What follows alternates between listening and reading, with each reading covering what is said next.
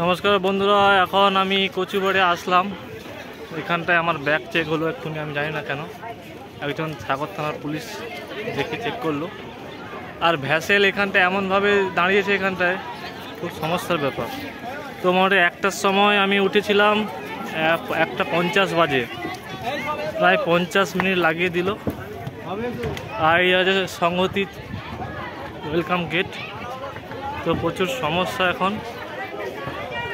তো আমি অন্যভাবে রাস্তা ঢুকে গেছি। তো এই মোটামুটি অনেক রকম সমস্যা আছে।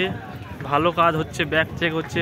বোম ব্লাস্ট হয়েছে যেটা দিল্লিতে, খুবই মর্মান্তিক ঘটনা, সেই জন্য হয়তো চেক হলো। সাধুবাদ জানাই আর সবাইকে অসংখ্য ধন্যবাদ।